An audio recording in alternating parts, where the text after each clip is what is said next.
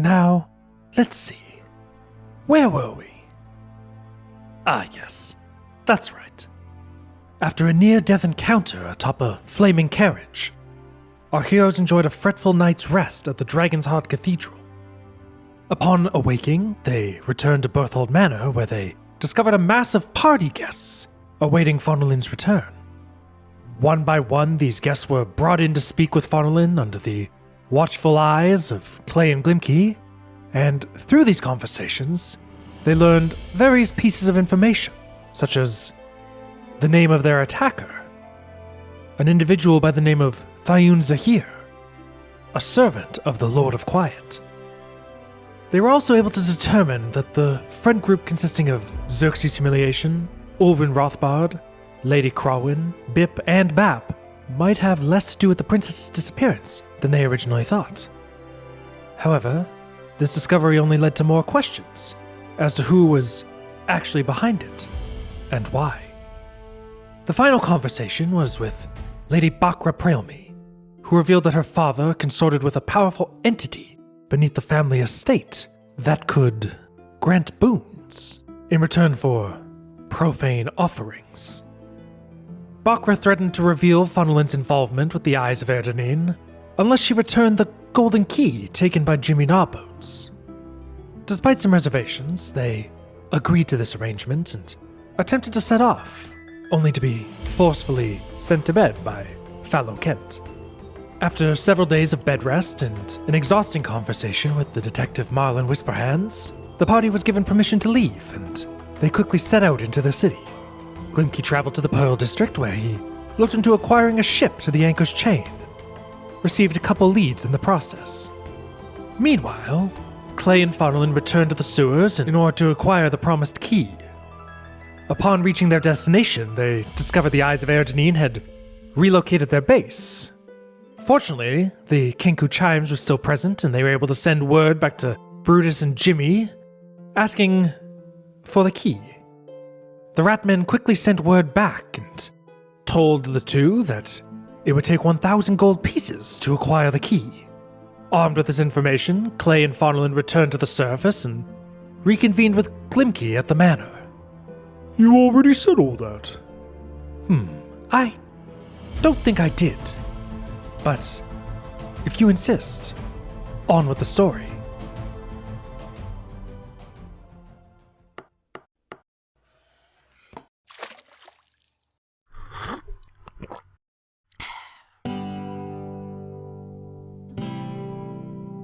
Come gather round, travelers, and sit on the stoop.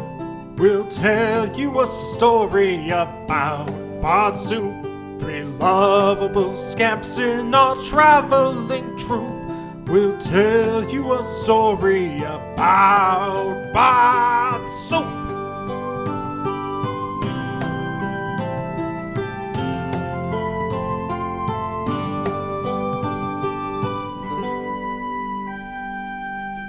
It's super time.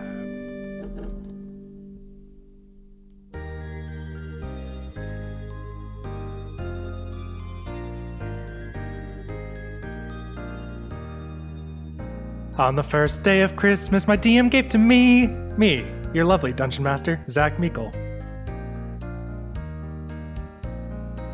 On the second day of Christmas, my DM gave to me 1 Prima. And, I don't know how the song goes. You don't need to, just who are you? Who do you play? Play Clay Campbell. And a DM that's so lovely. On the third day of Christmas, my DM gave to me 1 Jordan Johnsen. And a Glimki and a Treefellow. Wow. 1 Prima. That works. Do we have to do it every time? Yes! Okay. Sadly how the song goes. Oh, so that's how the song works. Prima that plays Clay Campbell. And a DM that's so lovely. On the 4th day of Christmas, my DM gave to me 1 Shannon. Who plays Faunalyn? 3 Jordan Johnsons. Glimki and a Treefellow. 1 Prima. Who plays Clay Campbell.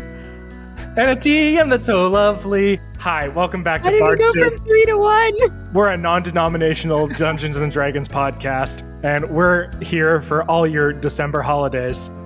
But for right now, we're here for some Dungeons and Mother-loving Dragons. Let's go. I liked how you went from 4 Shannons to 3 Jordans to 1 Prima. Where does the 2? And I also liked how you said 1 Glimki in a Treefellow when Glimki famously fell out of a tree and But his died. name is Treefellow. Doesn't matter. Yeah, still good. Okay, all right. You're a hater. That's what this sounds like. You're being a hater. That's my name. I just hate Christmas songs. And I feel like this episode's gonna drop in January.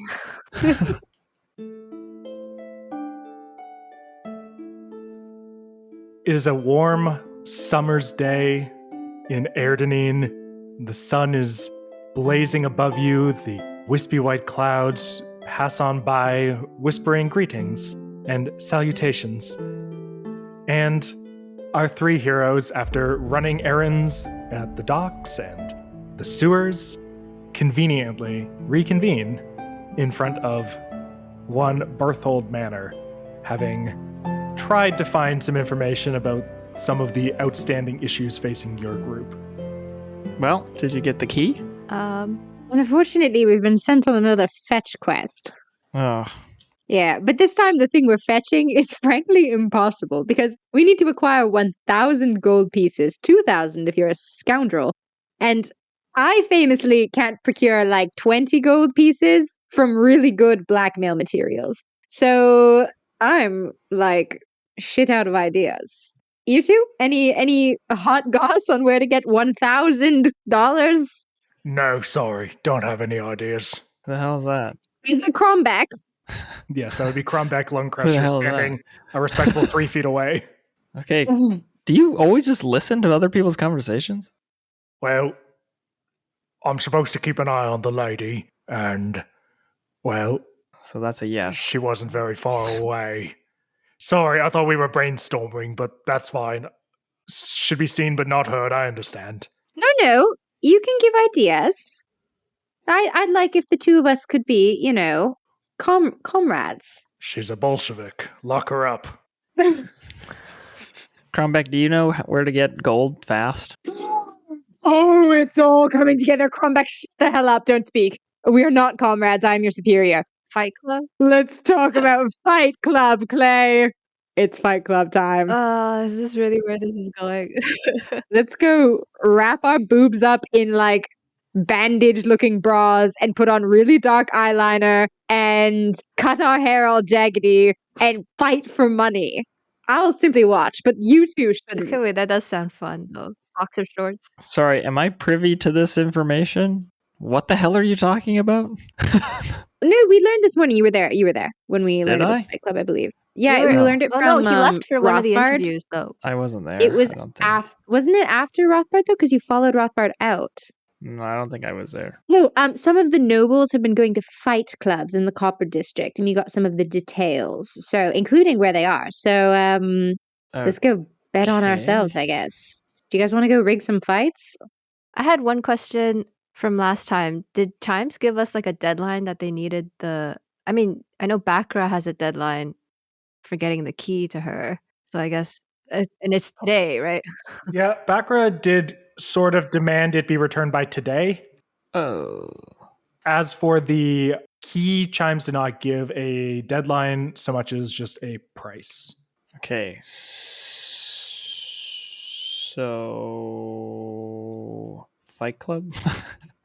My only other idea is to go and talk to Bakra and be like, look, you can have your key back. It's easy as pie, but it will cost you 1,000 gold pieces. Yeah, I don't do you have a leg to stand on with that? It just feels like, didn't you already negotiate? I thought I was a centipede with this woman in terms of legs to stand on because I had literally an enumerated list of subjects on which to blackmail her. And I tried, and she was impervious. She wasn't remotely intimidated. So I don't really know how to engage with people who are like that dense, I want to say. I don't that stubborn. I don't know. She's like me, and it terrifies me. What about Bip? Have we ever tried to talk to him? Oh my god, you're so right. We should just go talk to Bip. What? Bip Why? would give us $1,000 because he Why? seems. Because we'll be like, look, Bip, your sister really needs our help. Does Bip know about the crazy shit going on in their basement? They must, right? Sounded kind of like Bakra was the one. I feel like Bip knows personally. I think that the world has set us up in a very clever way to bite on the Fight Club hook. So I feel like maybe. I think it's pretty clever. He laid it out a while ago. Now all of a sudden, Okay. we need money. And there's a Fight Club. Well, actually, if we go, Bip might be there, so we could talk to him there. I think we should do the Fight Club. Yes. Okay. So I have 10 gold pieces in my entire retinue. That's all the money I have in the world. Oh, I don't think I have anything. Oh no, Glimki, you're like famously richer than the rest of us. Check again. Am I? Glimki starts digging through his bags. Keep talking.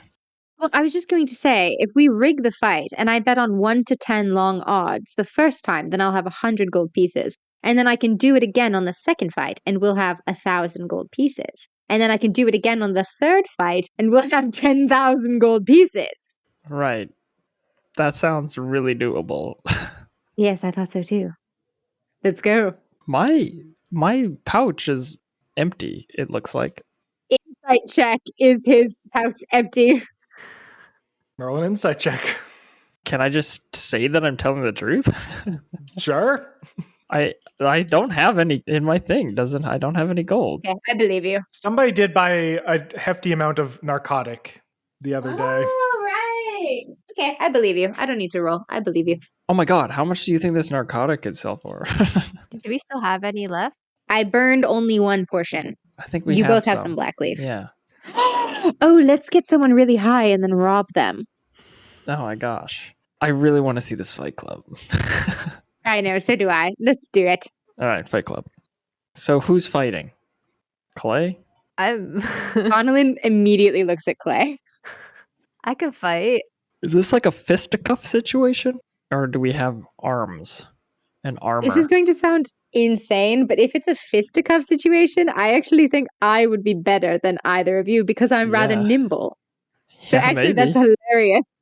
But I don't want to get punched in the face or Well, anywhere. you might. Would you get punched in the face for 1,000 gold pieces? And your reputation, may I remind you? I suppose, yes. Yes, I would. And what's a cooler story to live on? Rat sex or Fight Club phenom? Ooh. Well, I do like having the word phenom applied to me by a former enemy. So, okay. Okay, well, we can spin it. I'm all into marketing Yeah. now. Glimki's a big city boy now. All right, it's all about big business. All about the PR. You should Yeah. really help me with the PR then, because I'm frankly burning every bridge that I cross. All right, well, if you really want me to, I say we lean into the rat sex. Yeah? Actually, we did that already. Mhm. She has been leaning in. Yeah, you have done. Yes, we traumatized Claudine Blagner. Oh, goodness. Well, Combeck, Yes. Is Krombeck strong? What's your name again? Lung Crusher? Mr. Lone Crusher was my father, but yes. you look strong. That's a pretty strong name. That's a strong name for sure. How old are you? You look like a spry 50. I'm 28. Okay, Faunalyn, maybe you are the best choice to fight. This is stupid then. Me?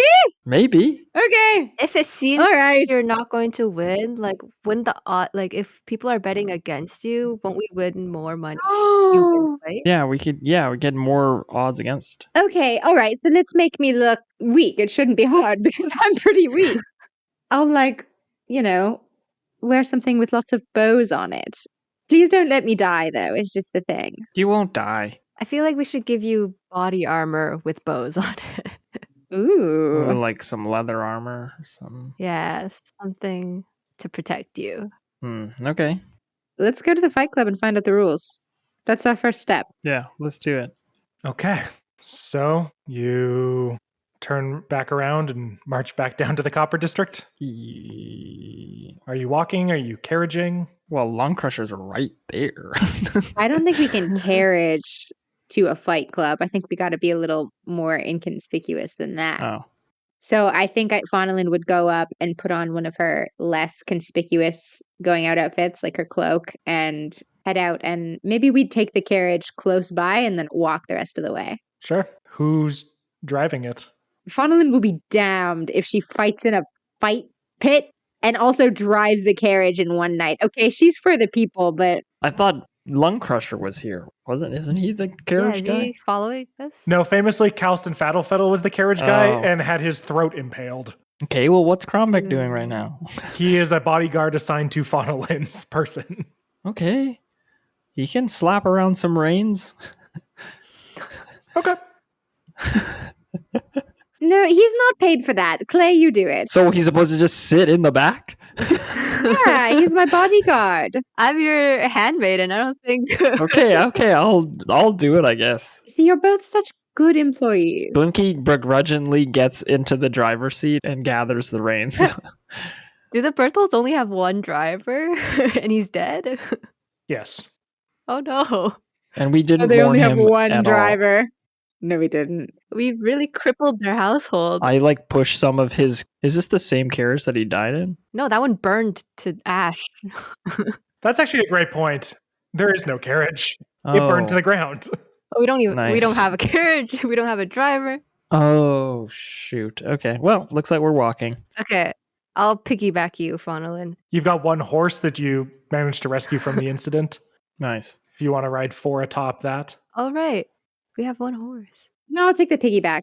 As soon as Faunalyn says I'll take the piggyback, she launches herself at Clay's back and expects that Clay will accommodate. Oh yeah, I offered. It's available as an option. I grab Clay's horns and go upward, and steer your head to be Okay. looking down the street that we need to go down. All right. With Faunalyn once more atop Clay, Glimki and Crombeck follow, and the 4 of you make your way through the streets. You've done a lot of walking this morning. It's early afternoon, maybe noonish. You've already gone down to the Gold District, explored the sewers, come back up. The day is moving, and you begin this long journey. It takes you a while. You cross over the Ocean Crest Falls and through the streets of the gold, silver, and eventually copper districts. You don't specifically know this place, but you look around, you ask around, and before too long, you find this small brick building. It's a single story. It's got sort of teal roof tiles and a simple round wooden door at the front. Whoa. This looks like the place to stop. Glimki is holding 2 reins that are attached to nothing, and has been clapping his hands down the whole street because he doesn't have a carriage. This is good, Glimki. It's good for you to revisit your trauma like this and work through it. Thanks. Actually, you must be so messed up vis-a-vis carriages. Now you've had 2 negative incidences with one. You know what? I didn't even think about that. That's really messed up. That must be very hard for you. You must be very afraid. Glimki falls into 1,000-yard stare. Oh no. Oh God, there's a carriage coming down the street. Oh, quickly out of the way. There's a man here. Don't hit him. Okay. Is this the place? This dainty little... Yeah, I guess it helps when you describe something other than just being like, you find a brick building. There's a sign.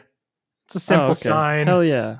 It is a bolt of fabric, and it is sort of cast out and rippling and takes on the appearance of a winding river. Whoa. And in a simple copper script underneath, it says, weave and flow. Ooh. Nice.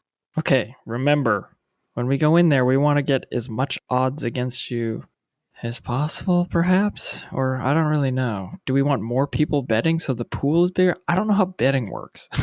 No, me neither. I've never done anything like this.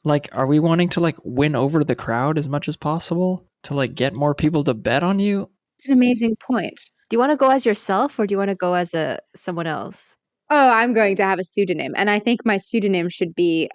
Let me think. Oh God, let me think. This is such an important decision. This is only my 2nd fake name of my life. So, I want to invoke feline, meow, boots, purr. like a cat burglar, and then I'll be all like swoopy around the ring, and it'll be cool and fun. How about Boots Mick? Boots the house down. Boots. Maybe just Boots. Do you guys like Boots? No, you know what? Here's the thing. If you go in there and you get yourself on the card for the fights, leave the crowd to me and I'll get them talking money. All right? Leave the name to me. I hope it will be Boots, but I'll see what you come up with. Okay. This is so fun. You know what? The best character work happens when you have someone who can back you up and corroborate your story. So I am the champion fighter. Glimki, you will be my coach. And Clay, you will be my manager. No, Glimki, you're my manager. Clay, you're my coach. Okay. And Crombeck, you're my number one fan. I can just wait outside if you want. I already feel like I'm shirking my responsibilities by escorting you here. You don't want to see the fight? You don't want to watch me get beaten up? Listen, if you go back to the house with a fresh set of bruises, or worse, I'm going to get fired, and I kind of need this job. Crombeck, I'll cover for you. Don't worry. And if the Bertholds fire you, I'll get you a better job with someone richer. I have so many friends. Give me a persuasion or deception check, your choice. Okay, I would say that that's a deception roll because I can't think of a single friend that Faunalyn has. So, other than Clay and Glimki, am I right, guys? Right. Am I right? You're right. Am I? Mhm. That's an 11. Crombeck tilts his head and looks at you. He squints, sort of chews on the inside of his cheek. All right, we'll have it your way. Aside to Glimki and Clay, this guy rules. I like him a lot. He's way better than the little one that got eviscerated. I used to hate Lung Crusher. Now I he's know, kind of but he's chill. kind of great. Yeah, he's actually kind of chill. What's Like, going I feel on? like nobody's He's a chill chill, but guy. he's so chill. He's a chill guy. That's nice. He's old too. Do you think him and Fallow should date? I don't like Wooly for her. He's 28. 28? Yes! Why did I hear 68? I just said he looked like a spry 50, and then he told me he's 28. I feel horrible. I heard 58 from that. Oh, The boy's a I don't know. lad. I heard this guy's old as hell. No, I think he might have been a chronic smoker, maybe. Oh, yeah, he's weather I beaten mean, for sure. Lung Crusher. His lungs He looks are like he's crushed. lived his entire existence outside in the sun. Yeah, and in the rain, in a hurricane. It's crazy. It's been so sunny today. He looks wet. Is it just me? Why is he so damp right now? Anyway, What is this? Nothing. we were talking about how chill and wet you are. He pushes the door of the weaver's shop open and steps inside. I follow him in. Yeah. Stepping into Weave and Flow, it is a dimly lit space. There is a very simple wooden chandelier with several candles, most of them burnt down to just little stubs, long trails of candle wax hanging off. You see that some of it's pooled on the floor in little red and yellow puddles. There are these wooden shelves scattered throughout with picked over selections of fabric. It's a very minimal stock.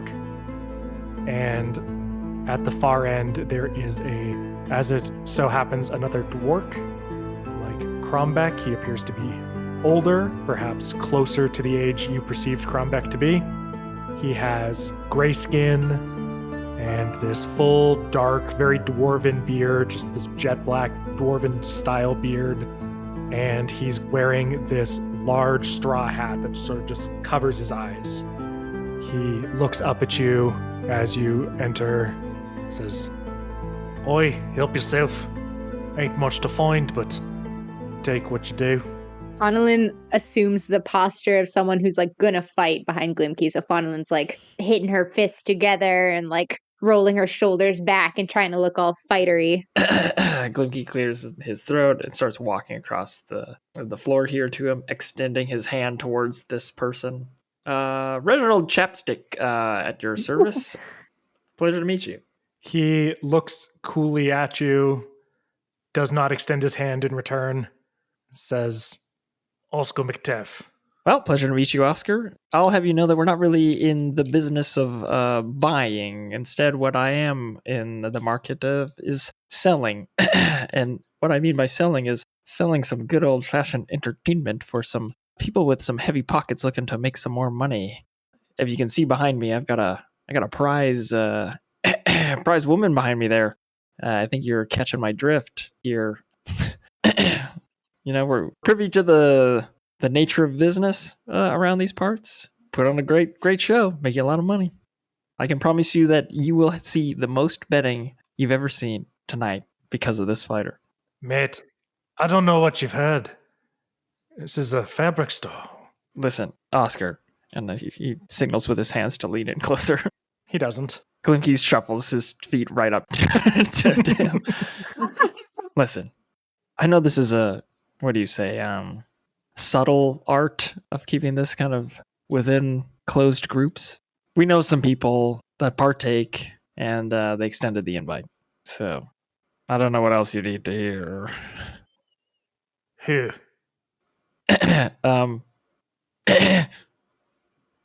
He said who? I take out the Trail Me ring and show it. What's this then? Wait, who? Wait, hold on. Sorry, Oscar, please. Sidebar?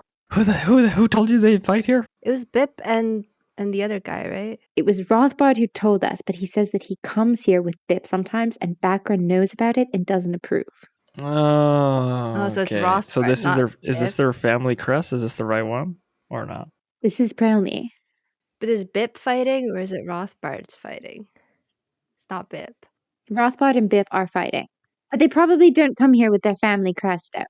Oscar, sorry. I just need a little convenient with my fighter there. I want to fight, coach! Okay, yes. Well, we'll have you fighting right away. I know that's all you live for. Let me fight! Mr. Rothbar said he comes here with a man named Bip. They maybe use aliases. I'm realizing I'm out of my depth. He takes this thick hand and sort of just picks at he's got these tusks and he picks at one of them. He's got these dirty, almost black fingernails. You see his knuckles are sort of scabbed over. Don't know anyone by that name, friend. Listen, do you want to make money? Aye. Okay, seriously? Come here. And he signals again to come closer. He leans in this time. And Glimki would like to whisper now. If you want to make some money, that's no random fighter. That's a noble. That's Lady Faunalyn Vaydark. I should kick your ass. I'm telling you right now, if you want to make some money, send out the word, and you will have a packed house full of people putting cash up front. Okay? You will see the most business you've ever seen. That I can guarantee you. And all I'm asking for is chance of the fight. Give me a persuasion roll. Ooh, pretty good. I rolled a 16 on the dice plus 4, 20. Nice. Give me the ring. The ring? Glimki puts his hand out behind him to signal to Clay. The ring. Why? I thought you didn't know who this was. Let's call it your admission fee. Get your fighter's name on the card, yeah? I look at Faunalyn. You sure you want to do this? Did I just hear you tell that guy my government name as you know it? And that he should invite everyone I know? I thought I was whispering. Did I hear it? You can give me a perception roll if you were trying to eavesdrop. Of course I was trying to eavesdrop. That's not very good. I think that's an 8. You heard Charlie Brown adults.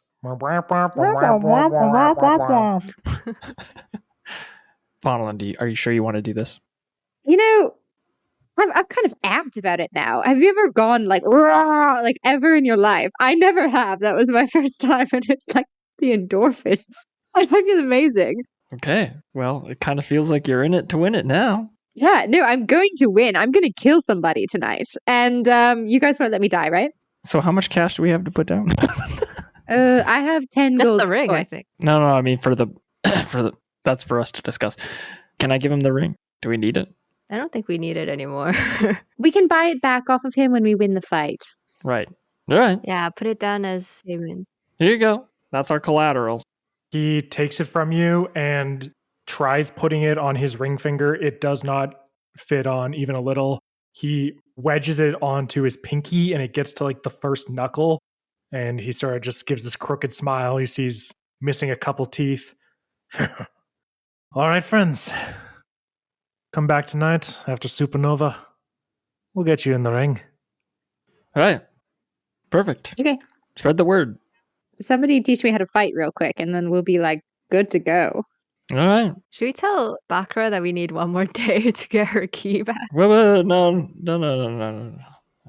We probably should tell Bakra. We could go ask Bakra for the money Or in the else what's the meantime, and then maybe I point? don't have to put my life on the line. No, fuck it. We've invested in this little subplot. I don't think that whatever cool god is running this show, this little farce that we call the life that we are players in, I don't think.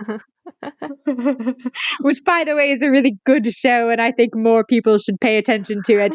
Regardless, this little life of ours, I don't think the god of this little life of ours would punish us for coming up with a cool and creative plan when he's the one who time skipped us through our entire mandated time. We were given a week. He skipped us through 6 days of it. I was in bed in a fugue state. I don't know what you did. I had one conversation in 6 days. It was like I was powerless to do anything else. 4 days. A 4 out of 5 then.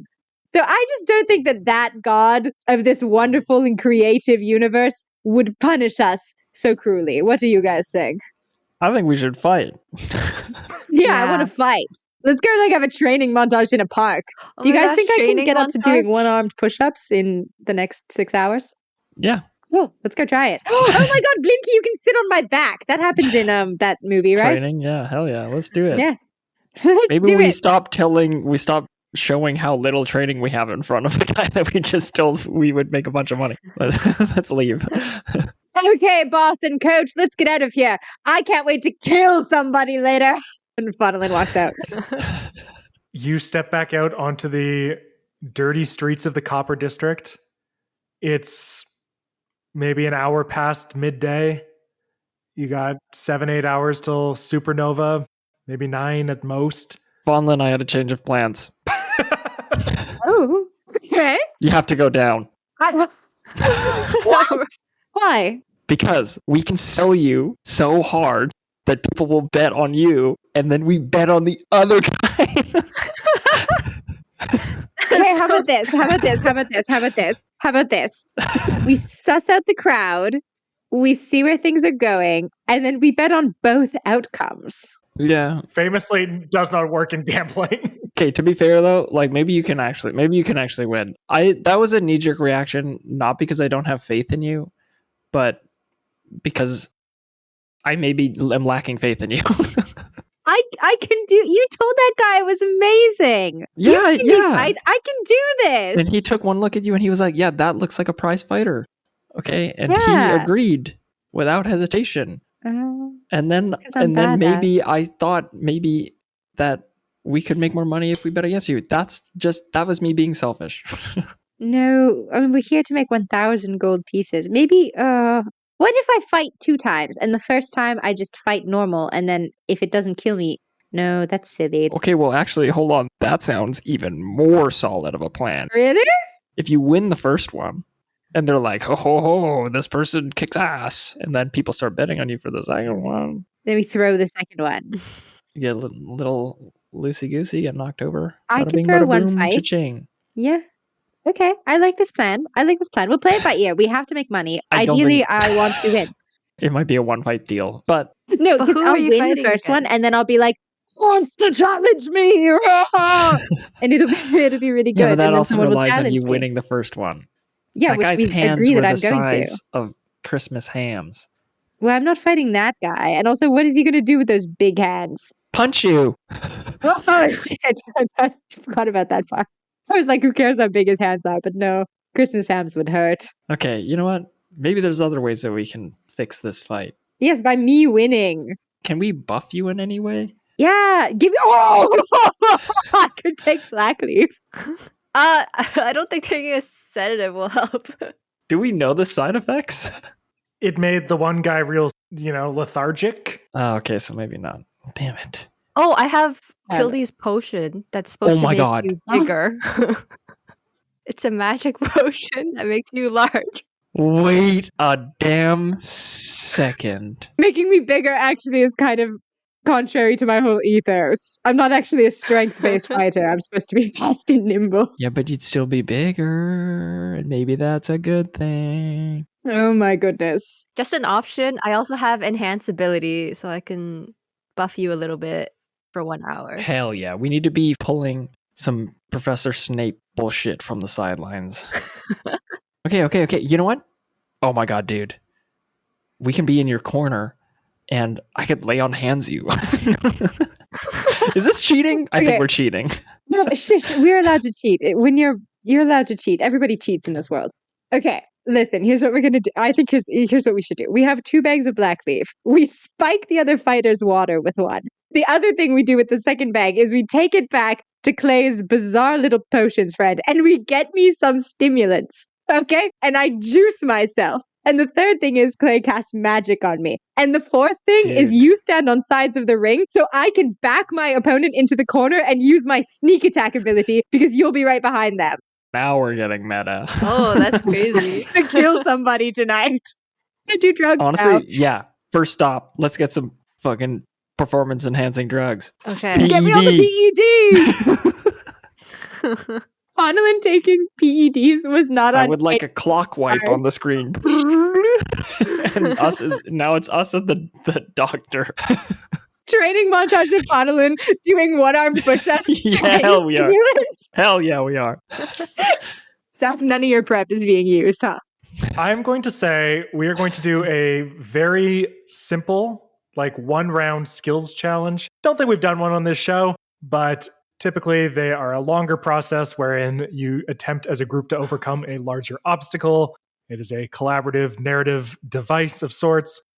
We're going to do a 1-round version Okay. for this training montage. Mhm. I'm going to start with Clay.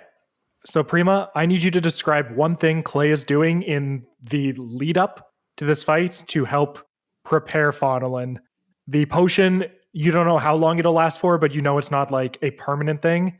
So that can just happen before she goes into the ring. So yeah, what's a thing you are doing to try and get Faunalyn ready for the big show? I guess Clay will use her connection to Fuzam to get better stimulant drugs. Let's go. Okay. Epinephrine. Yeah, I don't know I think Faunalyn doesn't want to take the mystery potion, so I think we should get steroids. That'll be a between rounds thing. Mm-hmm. Yeah. Do we want to call that a persuasion check? Or it sounds charisma based to me. Is there Yeah. a different Ooh, let me element of see. charisma that you are thinking of applying to Fuzam to get him to give you the good shit? Oh, my persuasion's good. Okay, I'll try persuasion. Okay. I tell him I will work several shifts for free when he needs me. An IOU of An labor. IOU for the PED. Yeah. So that my opponent can be KIA. I rolled an 11 plus 4. Okay. 15. Respectable. Tidy. Clay, you doing all right? You're coming in here, your friends coming in here. A lot of drug purchase in the last couple days. I guess that was almost a week ago at this point, but yeah, you doing okay? Yeah, it's been rough, Past few weeks have been, I don't know, crazy. So, I just need your support in this, and I swear I'll owe you a couple shifts. Okay, you can keep my wages. I just need something that will make someone really strong.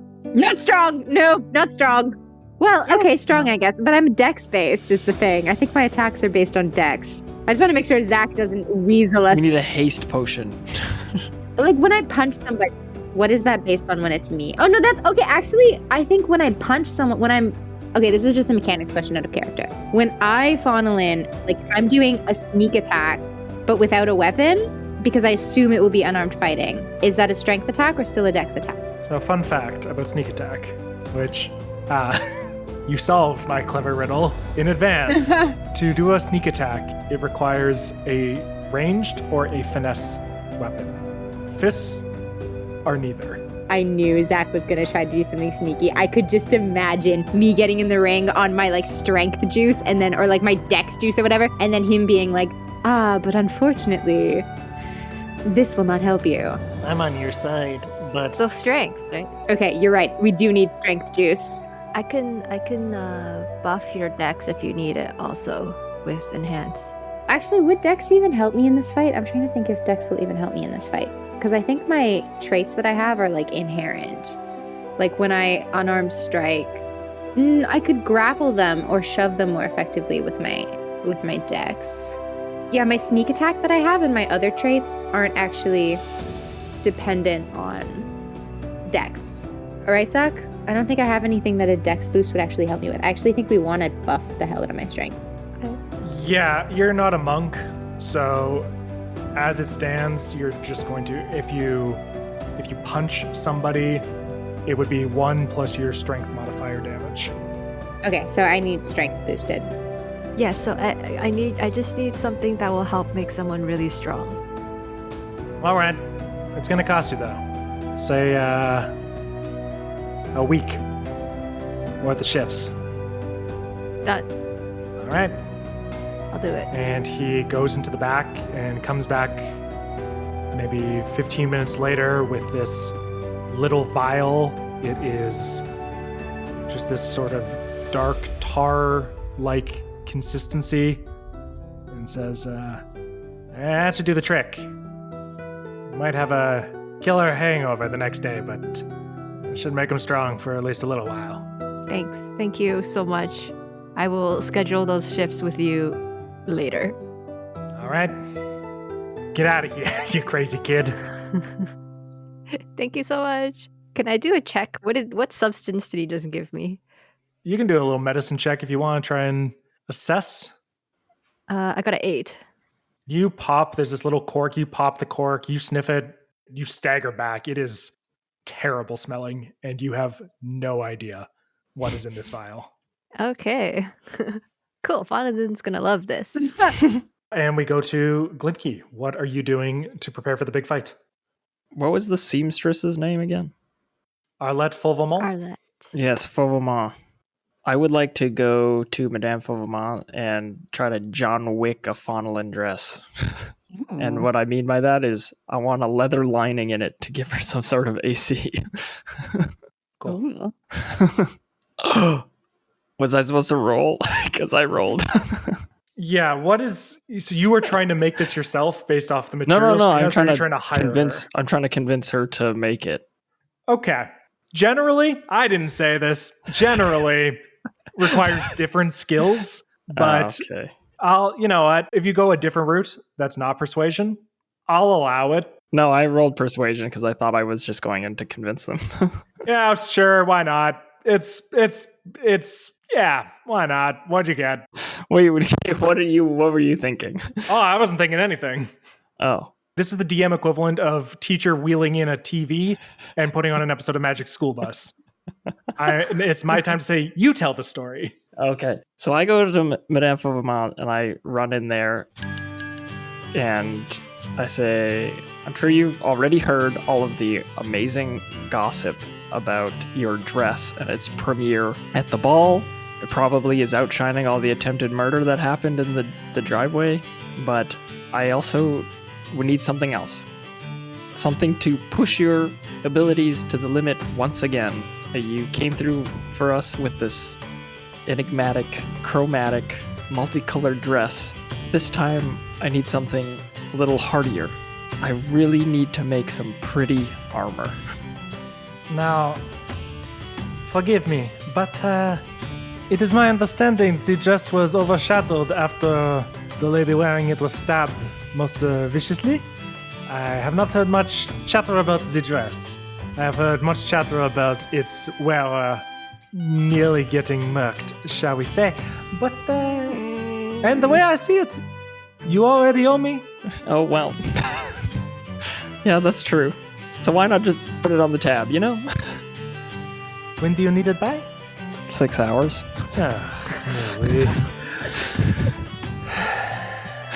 And I did roll persuasion, and I got 24. Oh my. That's good. She already has Faunalyn's measurements. See, actually, it's funny that you say that about the stabbing thing. Now imagine she had a dress that it bounced off of. That would have been the talk of the town. How could you have such a pretty dress and it's impervious to damage? Crazy. I'll tell you what. I will do this, buy tonight, but in exchange, whatever silk order is waiting for you in the ankles chain, you will double it, and you will cover the cost. Sounds like a plan. Then we are in a court. Come back, honestly, after close, because I'll be working on this for the rest of the night. What is the vision? Oh, vision? Oh, we're gonna do a zoom out to private conversation of Glimki telling Faunalyn. I'm gonna message you it so I can surprise Faunalyn on the reveal. You know what? Surprise me too when the time comes. Sick. All right. Keep your secrets. You got it. And we go to Faunalyn. What is your preparation looking like? Faunalyn is back at the Berthold Manor doing a classic like Rocky training montage, including like being kind of like gassed and sweaty and like leaning back in his stool. And Fallow is behind her, like rubbing her shoulders and gassing her up. And like when Faunalyn's doing the one-armed push-ups, Fallow's like, "You can do this! Are you a woman or are you a child? Show those muscles! It's in your life! Be strong!" If you think it's in character for Fallow to do so, but I know Fallow very well, and I think if Faunalyn was like, "Fallow, I need you to make me into a champion pit fighter today," I think Fallow would do what it took. I guess we come back to Faunalyn and Fallow. Faunalyn's all sweaty. She has a electrolyte replenishing drink in her hand. She has spat out her mouth guard, which she uses to sleep so that her teeth don't grind. But she's gonna use it for fighting tonight. And she's like, "Fallow, Yes. are you gonna come to the fight?" No, of course not. And I don't know what I was just doing, but what are you thinking? I mean, I'm pretty scrappy, and I need 1,000 gold pieces. Do you even know what the odds are? What does that mean? Like the how odds? How much money do you have? I have 10 gold pieces. So you're going to need 100 to 1 odds to get 1,000 gold pieces. It should only be 10 times. Oh yeah, that is 100. I just am worried you're not thinking things through clearly. Perhaps you should return to bed for a few more days and everything will be better. You know that's not true, Fallow. I am on the brink of societal collapse. And if society collapses around me, who knows who will come knocking at my door? I don't know. I feel strong, and I feel like I'm not any good with my words lately. Honestly, Glimki is like a country bumpkin, and he schmoozes 10 times better than I do. Clay doesn't even have to say anything to anyone, and people love them automatically. I'm like trained in the art of being good at schmoozing, and I can't help but mess it up. So maybe I should just try the punching thing. Right. I have an alternative suggestion, if I might. Is it kicking? Because I was already thinking that. I could talk to Kazrin and Amala and perhaps arrange for a ship to take you home. Perhaps it's time to just go back to the way things were, and you've gotten lucky. Fallow, Multiple times now. In, what's that, 3 assassination attempts in the last 2 weeks? How long do you think you can keep this up, realistically? when you say take me home, do you mean Uleth or Thyad? No, Or do you mean back with the Bertholds? neither. Oh, Fallow, it's not even an option. It's still there, You know, the world wouldn't miss it if it wasn't. I can't. but I'd miss you. Dynil's I'd not be even much there. It's happier just. knowing that you're alive. Fallow, do you know what. Do you know what it felt like to leave my home and languish there for so many years, completely powerless to do anything. I'm scared, but I'm trying. And I can't live the next 700 years knowing that when things got scary, I got on a ship instead of taking a few punches. And then what? Then I punch back, I guess. Sure. And the next time a man made of locusts tries to punch a hole through your throat, Carlson's dead.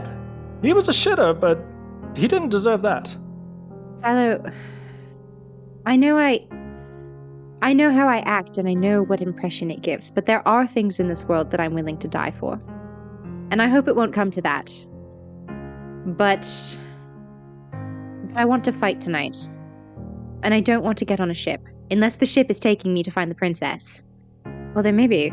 Actually, Fallow, that's a very good idea. Maybe we should have the Bertholds arrange a ship for us. Oh, Fallow, you are so smart! And I grab her little mushy cheeks and I plant a kiss on her wrinkly forehead. You're so clever and brilliant. Your advice has been noted, it has been rejected, and when I die, I will visit you as a ghost and tell you that you were right all along. And then I'll see you in hell like 3 days later. Give me a persuasion check of your own. Persuasion check. Oh, she gonna snitch on me? That is a dirty 20. The filthiest of 20s. She doesn't smile, she doesn't joke back. She just looks at you sadly, then nods, and walks out the door. Oh, God. Now my best friend is mad at me. That was supposed to... Hello! Back for a second. She does not come back. I follow her, and I am being a little noisy, and I'm not like paying attention to who hears me or not. Hello, please stop. I am scared. I'm scared all the time. I didn't like almost dying the first time, and then I didn't like it the second time, and I really hated it the third time, because the third time I wasn't even alone. My friends were with me. And I don't know what's gonna happen. I'm scared all the time, but please don't be mad at me, because I have to go do something really scary. And if you're mad at me, I don't think I can do it. I just need to be tough today. And I'm not tough when you're mad at me. I become a really big baby, because I care about what you think more than I care about what anybody in the world thinks. So, can you just tell me that I'm going to do a good job and that I'm going to be okay? And I'm sorry, and I know it's scary for you too. She's paused on the stairs. She's got a hand on the banister. And she turns to look at you, and her eyes are full of tears. And she says, "You're trying to regain something that you've spent more time living without. At a certain point, maybe it's just worth living. I won't stop you. But that doesn't mean I'm going to help you kill yourself, all right?" Hello, my father.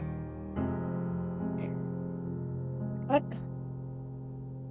You're asking me to give up on him. It's more than what you think. What about your mother? What about my mother? Okay, Fallow. Thank you for the training montage. It was very instructive, and I feel really limber, actually. So, in every, I'm probably not even gonna. I'm very fast, so I'm probably not even gonna get punched tonight. So, I'll just go, and I'm sorry. She nods and turns around, and her hand trembles as she makes her way down the stairs. And that's a successful training montage! I shed real tears. Dang. I'm an easy trigger for tears, but I got teary. I'm a Fallow stan. It's just that's the Rocky crying in the bathtub. Night falls, the sun explodes, and the three of you gather in the shadows of Berthold Manor's estate. Clay with a vial, Glimki with a small box tied with ribbon, and Faunalyn with slightly larger biceps and slightly more emotional trauma. Hi, guys. Hi, guys. Hello. Faunalyn has visibly been crying. Like her makeup was supposed to look like messed up and dark, and it's like messed up and dark, but also all on her cheeks. Wow, you're really getting into character. Oh, Lady Faunalyn, are you okay? I'm amazing, and I'm gonna win a fight. I'm gonna kill somebody tonight. Faunalyn starts We hyperventilating. won't let you get hurt. It's okay. I got the drugs. You just had to win one fight and then lose the second one. Faunalyn crushes the drugs I think immediately. we really want to bank on win. Whoa, okay, let's go. Whoa. We don't know how long they last. Faunalyn stops with the drugs just before her face and wipes her little nose. I think I don't have a best friend anymore. What? What happened? What do you mean? Fallow's really mad at me because I keep almost dying and she doesn't want me to die. And now I'm here and I'm maybe gonna die. You're not gonna die. We're not gonna No, let but you if get I hurt. die, You won't Fallow die. will be so mad at me if I die. You won't die. As your coach, I'll throw in the towel if it looks like you're gonna get hurt at all. Yeah. Okay, please resuscitate me. If anyone says Of course. DNR, tell them it's not true. We can bring you back if you go down. I don't care how messed up I am. I don't care if I'm literally just a pair of eyeballs and a nervous system. You must resuscitate me. Yes. Well, you're gonna win the fight anyways. You're gonna win, and then we can talk to Fallow again afterwards. She'll see. Okay. Yeah, it'll be fine. You're really strong. She's being, she's not being reasonable. Okay, she knows what's at stake for me, so it's really not cool of her to do this on a day that's really important to me because I've never pit fighted. It's my pit fighting debut, and she had to ruin it and make it about her. So really, I'm glad she's not here. I don't even care. Let's just go. Let's just fight. Give me the drugs. Let's do it. You'll do it. Now put this on. Ooh, a new frock? You'll see. Okay. Carlston, dress me. Because Fallow's Carlston's not dead. here. But don't look at it and put the Carlston's robe dead. on so then we can have a sick reveal when you're in the ring. Carlston's dead. Faunalyn. Faunalyn. Crombeck. Yes, ma'am. Sorry I called you Carlston. And also sorry about your friend. I assume you were friends. Although he was famously a shitter, as they say. Fallow said that actually, so it's probably not even true, because Fallow was full of nonsense today. Anyway, can you help me put this on? I'm not allowed to look at it. I'm really just here for security, but Man, come on. We all wear hats, okay? There's four of Glimki, us. dress me. I'm just not Yeah, comfortable Glimki. given our relationship, professional that is. Jeez, you're 20. Grow up. You're 28 years old. Okay, fine. That's pretty normal age for dwarves, I suppose. Kind of the long life of a dwarf and the shortened life of an orc. Yeah, all right then. What are we working with? I'm not allowed to know, Yeah. but typically, like, I want to save the reveal for the ring. yes, and the other half of the equation is just like a standard body. No accommodations, thank you. Sure. He pulls out a burlap sack and throws it over your head. You don't know where he's been keeping that thing. You don't know why he has it in the first place. But he sacks you and then pulls out a tasteful curtain, and he's got really deep pockets. And you hear zips and zaps and zoops, and Faunalyn's in some new clothes, but we don't know what they look like yet. And Faunalyn still has a bag over her head. No, she puts a robe Faunalyn on is over it. weeping openly Robe. into the bag. Put the robe on over it. He puts on the robe over top of the mystery clothes, Yeah. takes off the sack. You see Perfect. Faunalyn's crying, and da-da-da-da, screen wipe to outside, weave and flow. Nice, let's Okay, get after it. Take this. I hand over the drugs. Well, hold on. We don't know how many fights are before. Let's get in there, and then you take it just before Well, the she fight. should hold on to it.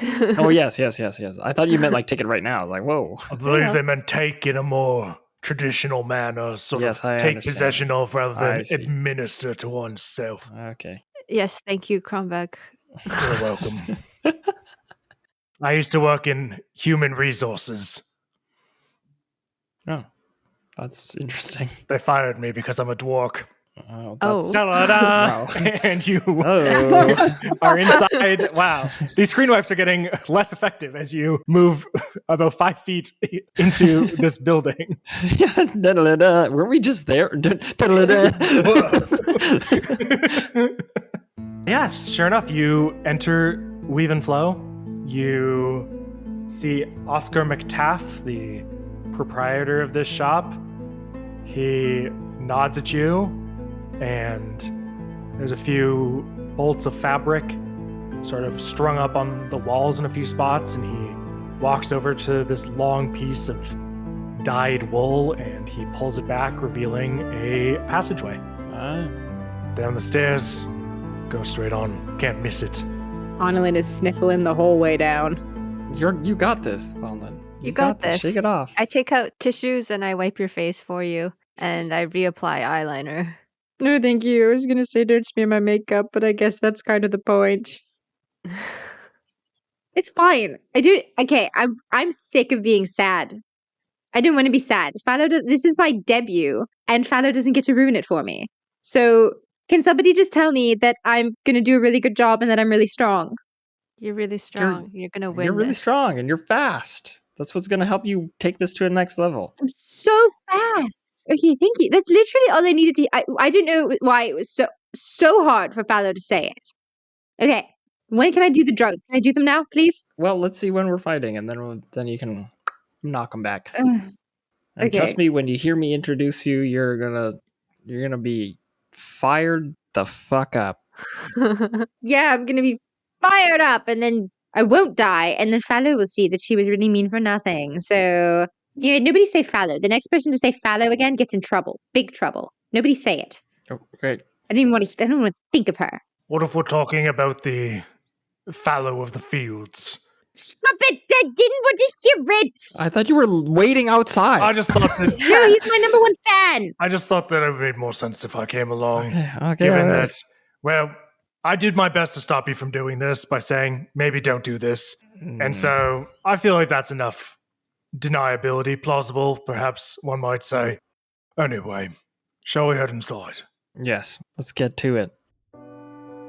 You step through this revealed passageway.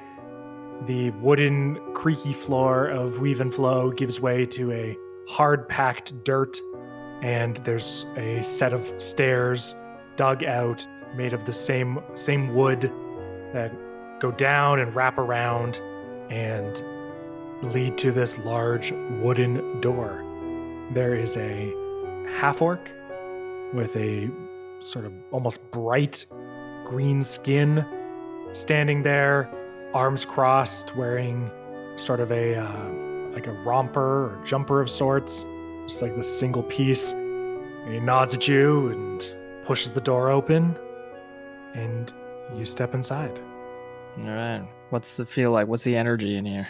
Mm-hmm. The quiet of the dilapidated fabric store above gives way to this bustling, almost tavern feel. There's this large bar with big crates of dark liquor and heavy beer. There is maybe 36 people of various makeups walking about. You see humans and dwarks and tieflings and a couple goblins. One has a hand on the table and is taking a knife and stabbing quickly between each finger. And then as he's doing so, he stabs right through his ring finger and screams, and it just severs it, and his companion grabs it and just eats it. Ugh. There is a cage, Oh my. and inside there is appears to be a panther or some large dark cat that's sort of pacing back and forth, occasionally growling if somebody steps too close. And at the center of it all is a ring, a octagon, to be precise. Hell yeah. As you look around, you look up at the ceiling, and you see above this octagon, attached to a series of pulleys, is what appears to be a cage. Cage match. Oh God. Okay, Clay, take the cash and find the bookie. Faunalyn, it's time we found our place at the side of the ring so we know who you're fighting. Okay. I know who I'm fighting. It's Fallow. No, stop. Are you stress eating right now? Where did you get these snacks? I don't know. That guy was nibbling on something at that table, and I thought it looked okay. Is that a finger? Spit that out. He smiles at you, and his mouth is filled with this green finger. It perfectly fills his smile. No. Faunalyn, damn. You're okay. You're gonna kill in there. Why did she? Like, I just don't understand why. I was like, Philo, can you tell me I'll do a good job? Glimki slaps her. Yeah, Glimki jumps up and like does like a 360 spin in order to reach Faunalyn's face. But sure enough, Ow! Faunalyn, I need you to pull your shit together. All you need to do is get in that ring/cage thing. The cage is new, and fight. And then after that, all our problems are solved. We have cash, we get the key back, and then we head off to the Anchor's Change. This is just a small stop on a long journey. You're going to get hung up on Faunalyn being mad. Guess what? She's going to get mad again because we're going to the Anchor's Chain. And after the Anchor's Chain, we're probably going somewhere else. And to be honest, this is going to be a perilous journey for a long time. Just a week ago, we were dealing with a dragon.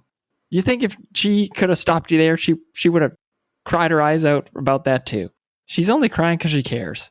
And look, we all care about you. But right now, we need you to do your job.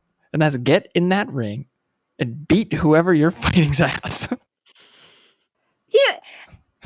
I feel like Fallow acts like I'm only a lady, and I am a lady, but I'm also an adventurer. You're right. We met a dragon. We fought a dragon.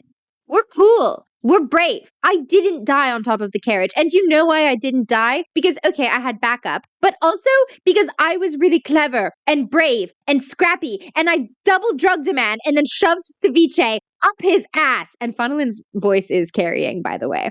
Anyone nearby would have heard her borderline yell about how she double drugged a man and shoved ceviche up his ass. And I'm gonna kill someone tonight, and then Fallow will see that I'm not just a lady, I'm tough as hell. And also, she's not the only friend I have anymore, so she should be nicer to me.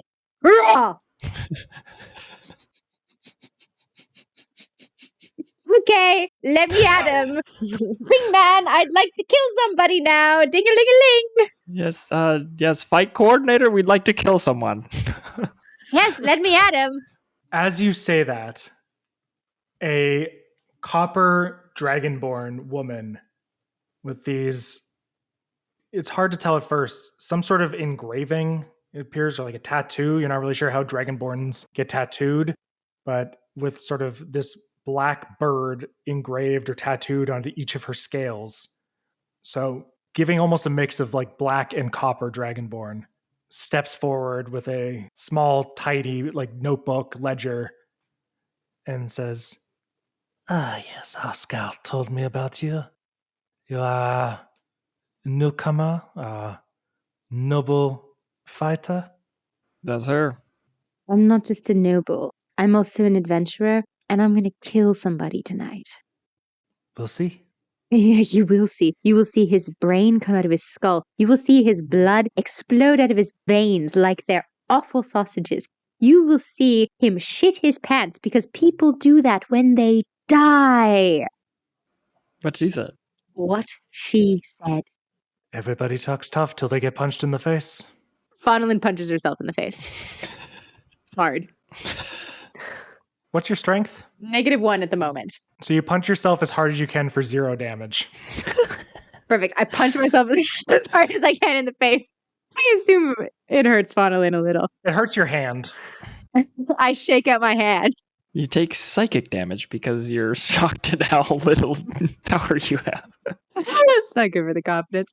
And I look her dead in the eyes and say, actually, I'm still feeling tough. Very good. All right. Yes, you've really demonstrated your prowess. I have a series of questions for you to determine how this evening will go. Mm-hmm. Number 1. Man or beast? Oh, man. Actually, I should let my manager decide. I think, man. Who's the man? And what's the beast? That is the next question. Are we looking for a singular show match? And I might say, given what I'm seeing here, perhaps that would be advisable. Or are you looking to enter the tournament. There's What's a the deal with it? tournament? Yeah, I should let my manager. I'm just a talent. Go ahead, Glimki. How I much- mean, Reginald. Do the fighters make cash per fight? Indeed. Now, how much do they make for a show fight? Depends on the caliber of the fight for someone such as you. Perhaps 10 gold pieces. Nice. And for the tournament? Increases with each round. Nice. 10 for the first, 25 for the second, 50 for the third. And if you are to win the third and become champion, then 100. Nice. All right. And what about the betting for the patrons? What about the betting for the patrons? I'm just curious. Bets may be placed at the bar. All right. Signal to Clay. Hit the bar. Okay. Tournament. You feeling up for it? Yeah, I'm gonna kill multiple people tonight, I guess. I think we're betting on Faunalyn. Okay. Number 1, kill someone. No, number 1, I'm doing drugs. Number 2, I'm killing someone. Number 3, I'm going home with that lady's mom. Number 4, I'm coming back, killing another person. Number 5, I'm gonna rip apart the beast with my teeth. Number 6, Oh my I'm God. gonna show up and tell Fallow that I was really, really tough. Okay, let's take it one fight at a time. Clay goes over to the bar, is like all in on Faunalyn. So 10 gold pieces? I think I have like 20 gold actually. So 30 total. Can we also put in like silverware? Or is it cash only? The barkeep, he's this man, just like this huge man, massive beard gut. He's wearing a vest that just covers only a fraction of his otherwise shirtless upper body, as opposed to shirtless lower body. Shirtless lower body as well, I guess, but not in the way that you might be thinking. He's wearing pants. He's Winnie the Poohing? He kind of scratches at his gut and says, "Cash only, got no need for silverwares here. We got plenty." And he points over at the two goblins, and one's got now playing the stabby game with the same hand and with a very sharp knife. Okay. Then just 30 gold Who you betting on then? on Lady Faunalyn. What are the odds? Well, I suppose that depends on who this Lady Faunalyn is fighting. And at that moment, the copper dragonborn woman walks up and says, "Gerard, the Lady Faunalyn will be fighting." And she checks her notebook and says, "Tie again. First round. Shall we set the odds at 3-1? He looks at you and says, 3-1 odds then. Okay, so if I bet 30 for her and she wins, I get 90 gold? Oh, that how that that's works? right. Okay. Fuck, how are we gonna get to 1,000? There's only 3 rounds, right? So Damn. trying to do math, I can't do math. So you place your bet. He Mhm. gives you a little voucher, a little ticket, and takes your money and points over at this little booth opposite side of the room. And there's this little booth, and it's got a grate in front of it, barred off. And he says, "You can collect your earnings there, should you have any." Okay, thank you. I go back to Faunalyn and Glimki. Okay, so she's fighting someone called Tygan first round. Dumb All name, right. sounds weak. Let's kill him. Odds are 3-1. Oh, we needed 100 to 1. But this is the first fight. Yeah. So Okay. we have 2 other fights after this. So we need 3-1, and if the next one's 3-1, then we'll have 270, and then 2, 4, 6, 7. Okay, we need more than 3-1 on at least one of these fights, preferably the third fight. Otherwise, we won't make enough money. Okay. So how do we change the odds of the second? I'll pretend that I'm really on the ropes in the first fight or the second fight. Okay. Let's get through the first fight. Yeah, okay, the first one I'll stunt on him a little bit. The odds might go, because I guess if it's a tournament, if the other people win their fights too, they might look really impressive. So we'll see. Mm-hmm. Okay. We'll burn that bridge when we get to it. God knows I'll burn any bridge. So, kill somebody time? Yeah. You feeling ready to kill someone? I'm feeling so ready to kill someone. Get it together, Faunalyn. I'm going to kill someone. It's going to be great. You got this. Thank you. You got this. Thank you. Over the next 30 or 40 minutes, the room continues to fill. A larger and larger crowd begins to form. Probably 75, maybe even 100 people here. It's loud, it's crowded, it's hot, it's sweaty. People keep bumping into you, spilling tankards of ale. A couple smaller fights break out, quickly quashed one way or the other. And suddenly, a gust of wind fills the room, blowing out all the candles. Oh. And then a single spotlight appears in the center of the ring. And in a sudden puff of smoke, a woman in a purple sequined suit, shaved head, and what appears to be a microphone of sorts, steps forward and says, Hello, Weave and Flow! Are we ready for some action tonight? Woo! Crowd erupts into cheers, stomping of feet, clapping, screaming even. We've got a good night prepared for you fine folks. If you're ready for action, if you're ready for bloodshed, you've come to the right place. We've got the Tournament of Man beginning right away. We've got some old faces. We've got a couple new faces, all vying for the chance to go up against the bear himself.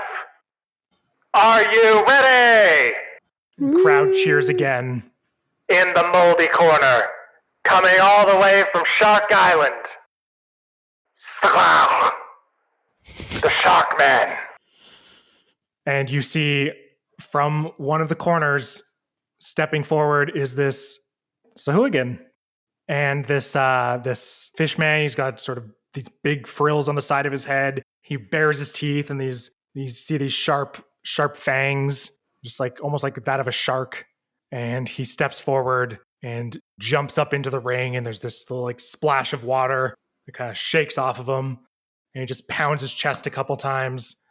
And the announcer says, and coming in from the dirt corner, a newcomer to our little club. She stops and looks at you and says, Sir, I'm in the middle of something. Glimki's waving over the mic. The crowd starts to boo. Give me the... Give me a persuasion roll. 16 plus 4, 20. Okay. She looks at you for a long second. Just trust me. And then hands the mic over to you. Glimki taps on it and there's a lot of feedback. He looks around the dark, hazy room over at Faunalyn with her hood up in the shadows. Ladies and gentlemen, it is my pleasure to introduce you to the Challenger. Some of you may have already heard of her, but the whispered stories that you've been hearing do not tell the full story. Don't be fooled by her fragile demeanor or her powdered wig shielded by a paper-thin parasol, because this flower has thorns. Oh. Some may say a flower by any other name will not hit as hard, because after bloody brawls, chasing dragons, and surviving not one, but 2 assassination attempts, she's decided, instead of dying, she'd rather come here and kick some ass. She is the infamous, the unkillable. She is... The announcer takes the microphone back and says, Crumbeck, the Lung Crusher! Wait. And Crumbeck pushes past you and hops into the ring. No. And he just rips off his cloak, revealing just this hairy gray chest. Crumbeck, no! That's so funny. Oh my god, you're gonna have to fight Cromback. If he wins. If he wins, is that how it works? Mm-hmm. I have to fight I'm Oh my still in the God. shadows, right? I didn't get my introduction. No, he What? cut you off before you said the name. And then the announcer takes a hand and just like shoots out a finger, and you hear a ding, ding, ding, and the two individuals move in. What? The fishman stays low, attempts to like snatch at his ankles, tries to trip up Crombeck. Crombeck's low to the ground though. He just kind of kicks his feet loose every time, slides around him, and the two go at it. The fishman starts biting at him, he starts clawing at him, tries to sort of slide around and put him in a chokehold. Crombeck just grabs onto him and throws himself backwards and lands on top of the fishman, just starts smashing his head backwards until his nose just rimples and starts to bleed. And Crombeck uses that to shake loose and just kicks him in the ribs a couple times and then says, "Come on then!" Stands up and they go at it. They goes on. There's no bell. It goes on for a good 3, 4, 5 minutes. They're looking tired. Jesus. Crombeck's stumbling on his feet. He kind of slips on some blood for a second. Fishman lunges at him one time, and Crombeck just stands to the side, slides over, grabs him as he jumps past, and just rams his shoulders down into the ground, hits his head. Fishman is knocked out. The announcer goes, 1, 2. Does a 10 count. Our winner, Crombeck, the Lung Crusher. Crombeck says, "Actually, it's Crombeck Lung Crusher. My father's name was Lung Crusher." Crombeck, the Lung Crusher, your winner. Collect your earnings at the booth. Shit, I should have bet on Lung Crusher. Yeah, no, some warning would have been nice from Crombeck. What happened? No, Faunalyn's fighting some guy called Tygan first, I think. Crombeck slips out. He like pushes up the ropes that are around this octagon and slides out and says, "Sorry about that. I saw an opportunity to make some cash and talk to that Dragonborn woman, and looks like it worked out. Anyway, I'm gonna go grab a drink and Uh-oh. good luck, I guess." Okay, sorry, that's totally player-wise. My bad. I totally misheard who was fighting first. And I love it. I actually love it so much. Wait, I'm so That's confused really now. funny. Is Crombeck in the tournament, or did he just do one fight and then... Crombeck is in the tournament. Oh my gosh. Man, I'm so confused. That was a huge mistake. The two goblins that were playing stab hands earlier run into the ring, and one has a mop and one has a bucket, and the one with the mop is just bleeding heavily from his severed finger and starts trying to mop it up, and his blood's just mixing with the old blood. Eventually they get it sorted out. The ring is cleaned up a bit, and the announcer steps back in and says, All right, wasn't that something, folks? Weave and Flow, where you at? and the crowd just cheer and cheer, and they're having it. This is a good crowd. This is a good crowd, and this is a good MC. And you know what? I'm not saying that just because of who I am in this little story. I think we all objectively agree. This is a good crowd and a good MC. She's doing a very good job. The crowd is into what she's doing, and it's cool. He's a familiar face around these parts. Some know him as Tygan the Damn it. Unbloodied. Some know him as Tygan Glassjaw. Some know him as Tygan pooped his pants that one time, and man, that was embarrassing for him, but we're letting him forget it. Fucking shit, give me the thing again. Tygan of many names. And you see this just lanky guy walks in. He's kind of got just like really long arms. Like those things, they go all the way down. And he's tall, and he's kind of got that very like that just a skinny, almost emaciated build. And his hair is kind of slicked back with sweat. And he pulls himself into the ring and just leans up against the ropes and looks very noodly and very relaxed. And the announcer looks down at Glimki and says, "All right, do you want to shoot? Do you want to shoot your shot again?" Give me the fucking thing. All right. And in the dirt corner, this little dude's gonna tell you about it, I guess. You heard the first part already. So, I lost my momentum. Faunalyn, I'm so sorry. Tell them about the killing I'm gonna do. Yeah, right, killing. So, where was Say I? the rose part again. There was two assassination attempts. She decided, instead of dying, I'd rather come here and kick some ass. She is infamous. You've probably heard of her rat sex thing. She's unkillable. People have tried, but I'll have you know that she is an animal, and she's gonna be making this her cage. And it may be noble blood that runs through her veins, and some of that blood may stain this canvas tonight, but I promise you that the only blood leaking from her will be from her knuckles after breaking that man's face. So I present you my friend, my confidant, my liege, Lady Faunalyn the Phenom Vaydark. Faunalyn is genuinely amped by that speech, so when she saunters out and drops the robe and gets into a fighting stance, it's not even bravado. Can I describe the thing now? By all means. So Faunalyn drops the fighter robe, and it reveals this, similar to what you've been wearing already, but this like corset with shoulder pads that look like layered rose petals, and they're coming out from this like dark green colored blouse. And the corset itself is a dark shade of crimson and adorned with embroidered flowers of your homeland. She sports a set of wrist guards that bear leather thorns as if they're at the stems of roses. And like the princess she is, she's wearing princess pants to match. Oh, that's Yes. so sick. Yes. Well, Faunalyn actually looks cool for once. I don't think that's ever happened before. Clay's screaming her head off. The multicolored changing dress was pretty rad. It's true. I did have a giant wig, but yeah. Do I get any kind of advantage for looking as sick as I do?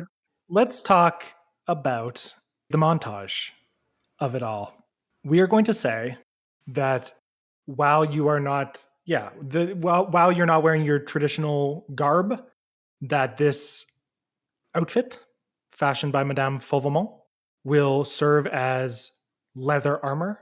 Yes. So you can add 11 plus your dexterity modifier to calculate your AC. Okay. Are you taking the vial? My AC is better in this outfit than it's ever been. Hell yeah. Never take it off. Yeah. This Stay is in my this outfit now. Hell yeah. Am I taking the vial? How's this guy look? He looks confident, but does he look strong? Yeah, I'm taking it. Faunalyn wanted to do drugs. I'm taking it. I can cast enhance ability on you. It's, let me see what it is. Bull strength. Target has advantage on strength checks. Is that what you need right now? Or do you want dexterity? Target has advantage on strength checks. Yeah, I can give you advantage on strength or advantage on dex. Give me advantage on strength. Okay. I cast it. It will last for an hour. I don't know how long the potion will last. Faunalyn, you pop the cork. This thing smells foul. Give me a dexterity saving throw. Whoa. Ooh. A dexterity saving throw. That's a 13. Just as you are about to down the contents, a tiefling woman bumps into you, and you quickly, you manage to just hold on. She almost knocks it out of your hand. She says, "It's all right there. Best to look in the ring then." And she wanders off, and you're able to down it. At the same time, Clay puts a hand on your shoulder and says a prayer. Now, sorry, Glimki, can you remind me, sleeves? What's the sleeve policy on this little ensemble? None? Very good. Hey, my little noodly arms are out. The combination of whatever is in this vial with whatever Clay has cast upon you, your arms, my friend, are noodle no more. As you see these veins begin to darken, and you see just these black lines run down each of Faunalyn's arms, and her shoulders just kind of pop, and her arms begin to bulge, and her fists are almost as big as Crombeck's. And she is looking strong all of a sudden. And the guy she's about to fight, he wipes his hair back from his face, and his eyes widen, and you step into the ring. This is not going to raise the odds against her next fight. I feel like this is going to make her the... Oh, yeah. Who knows? We just one fight at a time, gang. That's true. Could I get a initiative roll? But first, what's my opponent's name? Tiger? Tyrell? Tygan. Hello, Tygan. I heard you pooped your pants. Did you know corpses poop their pants when you die? So it's gonna happen again tonight. Okay, Mr. Stinky, let's go. And I put up my dukes.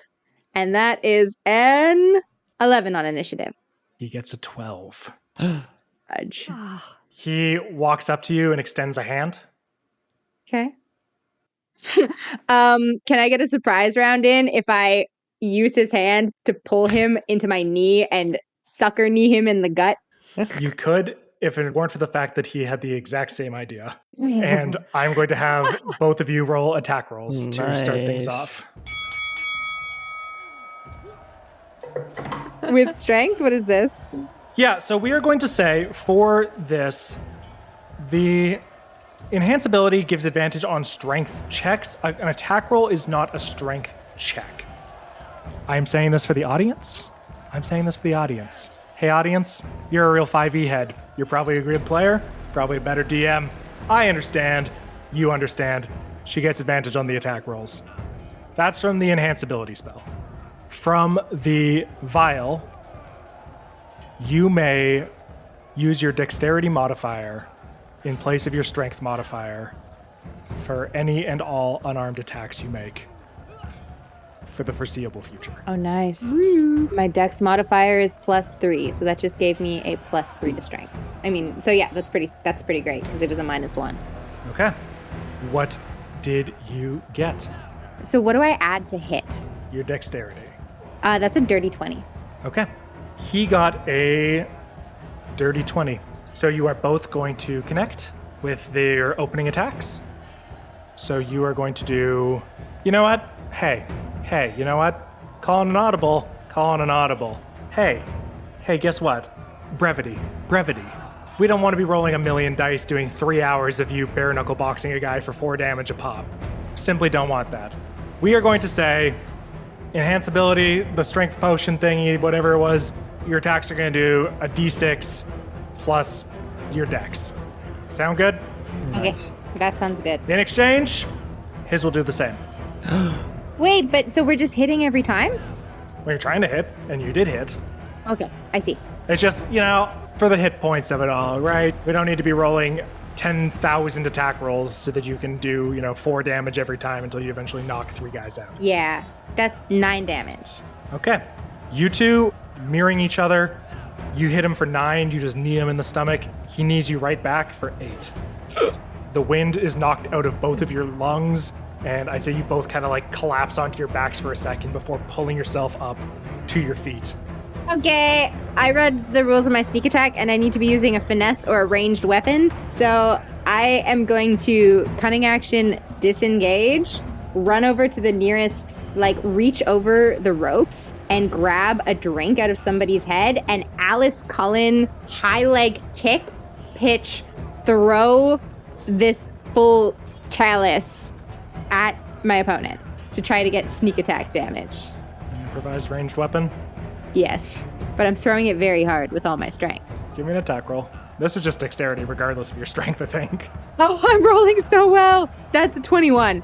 And that's a d6 plus my dex? Plus your sneak attack. That's an 11. 11 damage. So he rolls over and grabs the ropes and pulls himself up just as a chalice hits him in the back of the head. And he just slumps over, shakes his head, and turns around and says, "That's not allowed. You're not supposed to be able to use outside items." And the announcer says, "But it would go with hell! Weave and flow, do we like it?" Give me a charisma check.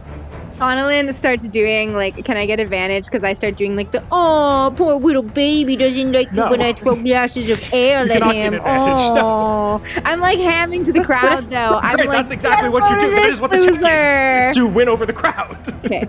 You can't get advantage on the thing you're doing by doing the thing you're doing.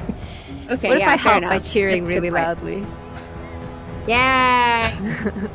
What are you doing to help, Clay? What cheer are you doing? It's woo! Clay, make a charisma check of your own with disadvantage. And if you succeed on this, Faunalyn will gain advantage.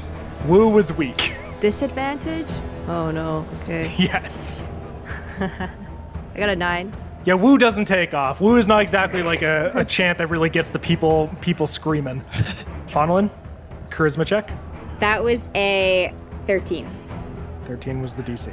Oh. And the crowd starts to cheer. You hear one woo, a deafening silence, and then a general uproar. as the announcer says, It seems the people have spoken. It is an anything goes brawl. at which case he pulls out a shiv Oh no. and What the stumbles fuck? towards you. Okay. Does a 15 hit. You know it does. And love these dice. The 1 and the 7 are next to each other and shockingly similar. You would be disgusted. Anyway, and a 7 will miss regardless. I thought the 15 hit my AC. Oh yeah, he attacked twice. Oh, okay. And he is going to stab you for a whopping 4 piercing damage. As he's just like gonna walk up and just stab you in the shoulder. I thought we were having a nice time, but it seems like somebody wanted to change the rules. Okay. Do you think we could scheme it so that my cunning action is like disengaging when the knife is still in my shoulder and slipping it out of his hand as I pull back with the knife still in me? I'll just let you make a contested athletics check to try and, just like knock his hand loose and pull the knife out yourself. You have advantage because of Bull's endurance. Oh, it was a 3, and then with advantage, it's a 19, so that's a 22. Okay, he gets an 11. So yeah, he holds onto the knife and you just twist out of the way, punch him in the wrist, or blast his wrist off. Let's try that one again. You blast his wrist off. There's bone and there's blood. Yeah, he shits himself. You smack him in the wrist and his hand just like pops open and he lets go of the knife. And you pull back, pulling the blade out, and now it is yours. Cool. Bonus action, I'm gonna toss the knife up and do a little flip with it, catch it, and then lick my own blood off of it. And a dagger, or whatever this is, a shiv, is a finesse weapon, I assume, right? Okay, cool. I'm gonna do a cartwheel, one-handed, with the dagger clutched behind my back. There's gotta be an athletics check in there somewhere. 100%. Give me an acrobatics check, please. There's no way. That's another 19, I kid you not. That's a 22 for the cartwheel. Oh my god.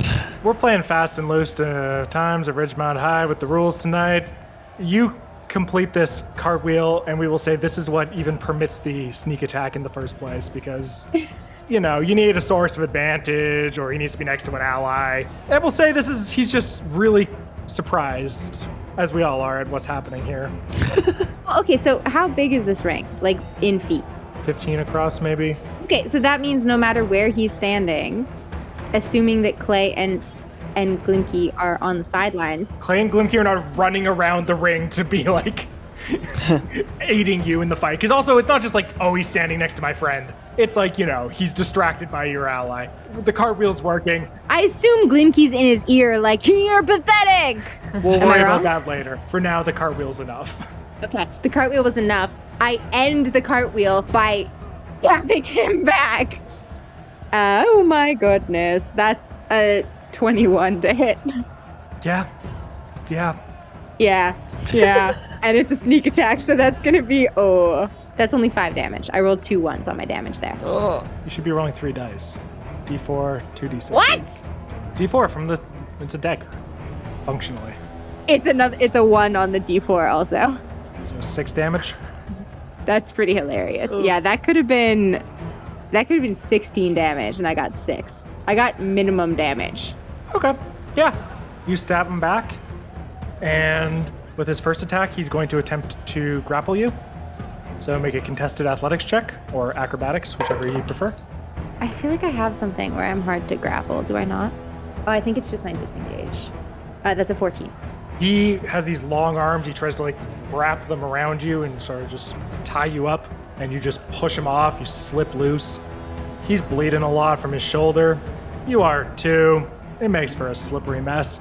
No grapple happens. And with his second attack, he's just going to try and punch you hard as he can. Does a 14 hit? It does. This could be it, gang. How many HP do you have? That's a secret. Well, you take 6 damage. Oh, okay. Faunalyn coughs up some blood, but she's still up. Perfect. Yeah, he tries to grab you, and then you twist loose. And as you're twisting around, you see just a fist coming to meet you, and it just sends you spin in the other direction. And it is your turn. Okay, I spin in the other direction, and I get caught by the ropes, and I do the thing where I'm like on the ropes for a second and I look like I'm out, but then I shakily climb my way up so that I'm standing on the rope. I am going to put out my hand for Clay to high five. Yeah. I slap a cure wounds on you. Oh, perfect. Oh, really? Yeah. But I thought Glimki couldn't reach me because I'm standing on a rope. I can dare you. reach. Clay, I want you to give me a sleight of hand with advantage as you cast this spell. Ooh. Ooh, I rolled an 18 and a 19. 19. You see the hand reach out, slap it, and get a cure wounds off. You don't think anybody saw you. Looked like a high five probably to most of the folks in this room. And just a level 1 cure wounds. Yes. Okay, what does she get back? 7. Oh, Nice. snap. Nice. Faunalyn attributes her feeling better to just like the solid skin to skin. It was a good high five. Yeah. Faunalyn shoots a finger gun at Glimki, who's on the other side of the ring, and then somersaults in the air, WWE Oh my style, god, okay, well. lands Well, on let's the see. man's... I'm manifesting it. She lands on the man's neck, like with her legs, so that she's kind of sitting on his neck for a second, and then she rolls forward so that she flips him onto the ground and stabs him also. Yeah, we're gonna do a contested athletics check again as you attempt to grapple this man and roll him onto the ground. Oh, that's not very good. That's an 8. That would be a 20 for him. Oh no. Oh, damn. Yeah, this time he's seen your acrobatics before, and this time he just ducks. And you land on the ground, and you do a little somersault, you roll, you land on your feet, you turn around. You do not get the benefit of that little maneuver, but you can still make an attack. Okay, well, so will I have advantage on this attack? If you have advantage on... Yeah, no, you got advantage from... Sure, screw it. Yeah, no, fine. Yeah, I said what I said. Okay. That is going to be a 15 to hit. That hits. Lovely. Oh, I rolled so... He's dead. He's done. He's done. So remember when I said that I thought the max number of damage you could roll was 16? I'm really bad at math. That's not remotely true because I just got 17 damage. It's That's not not remotely true. I've got one more than that. No, but I didn't even roll max damage on all the dice. Are you trying to kill him? I did talk a lot about It's a fatal. trying to kill him. Nah, I think, oh shit, but I talked so much talk about trying to kill him. Let me think. Faunalyn's being visited by her ancestors and they're guiding her. She's in slow motion. Faunalyn has the dagger poised above his eye, black and white flashbacks of just like screenshots of your life. Okay, but here's what I'm weighing, gang. Here's my metrics. No, you don't get to talk it out with them. Oh my god. Oh, this is a hard choice. Okay.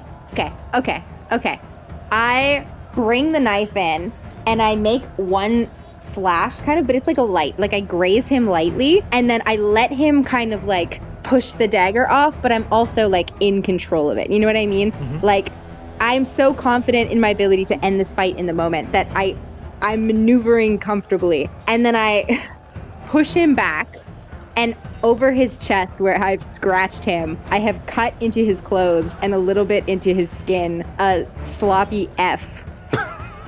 Yeah. And I said I'm gonna kill somebody tonight, but frankly, you're not worth the effort. Yield. I yield. I like sprint over to Glimki and I'm like, did you see that? I did a cartwheel! You did it! You did it! And I'm so did cool. it in style. Oh, if Fallow could see me now, she'd probably die of a heart attack. But beyond that, oh, she would be so full of regret. Oh, You did it. should I just do this? Should I skip the noble thing and just do that? I'm bad at the noble thing. I'm good at this. I jumped off the rope. I'm pretty impressed. Your winner by technical knockout. That thing that other guy said a lot. The Noble Fighter. Lady Faunalyn, the Phenom Vaydark! There is uproarious cheering. Go Faunalyn! Phenom! Faunalyn instantly joins in. Yeah. The crowd picks it up. They pick up what you're putting down. Phenom. Hell yeah. And you may collect your winnings at the booth. Sick. Coming up, a fight between our janitors. And the two goblins run into the arena, and one snaps his broom in half and is trying to stab the other with it, and the other is wearing the blood bucket as a helmet. And they go at it for a while, long enough for you to catch your breath, and you step out of the ring. Cool. Wow. Clay, my bones hurt. Can you fix me again? Yeah. Thanks, buddy. Can I hit her again with the cure wounds? Yeah, if you got the spell slots for it, go for it. Ooh, 9 this time. Nice. I feel like I should save my lay on hands maybe for later. Well, Second fight. I only need 2 hit How- points to be back up to full. Okay, well then I'll give you 2. Nice. What is your lay on hands? What is the sensation of the lay on hands pool? The sensation? I imagine that I taste like dirt in my mouth. Sure. Yeah. I was going to describe it like he rubs his feet on the carpet that is the hardwood floor of this tavern and then zaps you with a like a static shock when his fingers touch you. He charges it up. But the plant thing was smart. That was a fun fight. Do we got to do another one? Yeah, that was a real like wrestling match. Yeah, damn. Shit, you got hella acrobatica. Yeah, it was cool. I haven't done a cartwheel in forever. Like I didn't grow up in a farm town, but I like spent most of my young adulthood in one, and there's really not anything to do. So the kids just like we just play in the field.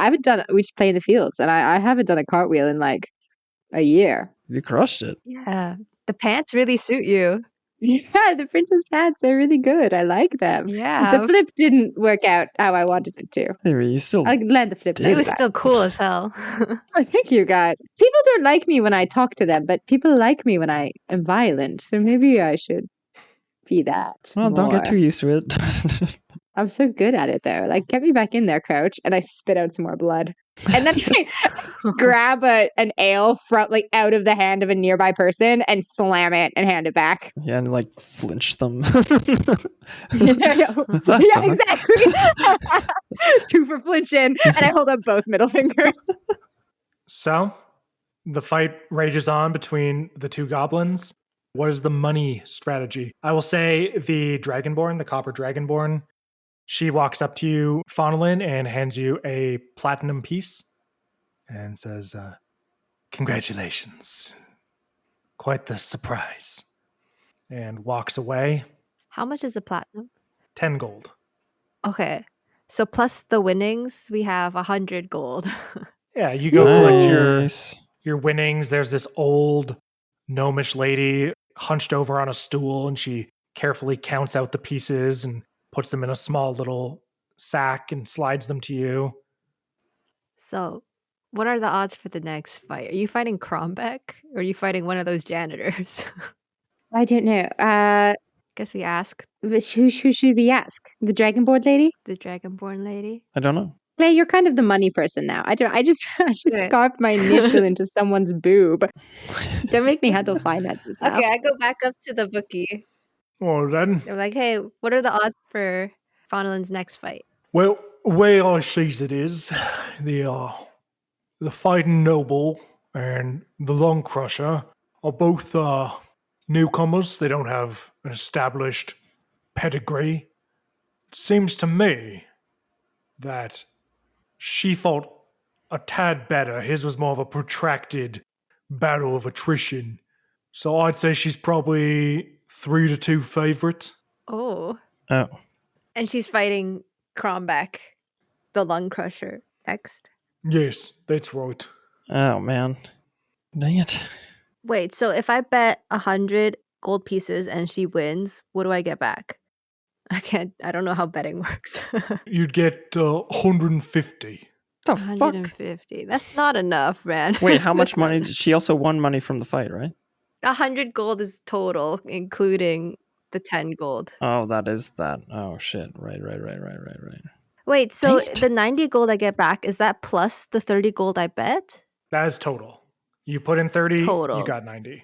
Okay, Three so if I extra put in money. 100, I get 150. That's not. Yeah, you'd worth it. 1.5x your money. And if I bet on Cromback, how much money would that be if he won? Hey, folks at home. Hey, you're a really good player. You're a really smart and clever and intelligent DM. You're probably a really good partner. Maybe a good child, maybe a good parent. I don't know your life story. And you're probably really good at gambling and betting odds. So let us know in the comments what the opposite of 3 to 2 odds is. It'll be a 3x payout again. We'll say 3 to 1 for the lung crusher. Yeah, it'll be 3x. I'm kind of just if Lucina doesn't tell me what the odds are, I kind of just go off my gut. And where I see it, your friend looks healthy. The lung crusher looks pretty gassed. And I think she's more likely to win. You need to make more money off this somehow. So if I bet on Cromback, how much am I getting? 300? If he wins, 300, yeah. That's still not enough. Damn it. I think we just have to take the best money one and then take me to the third round, right? I think I have to win this one. I think you have to bet on me winning, and I need to win so that we can go to the third round and try to make more money. Yeah, but if I bet on you and you win, it's only 150. Well, I wonder who the other finalist will be. Yeah. Maybe that'll be the odd difference. Wait, wouldn't the finalist be one of the janitors? Yeah. Oh no, they just keep the crowd warm.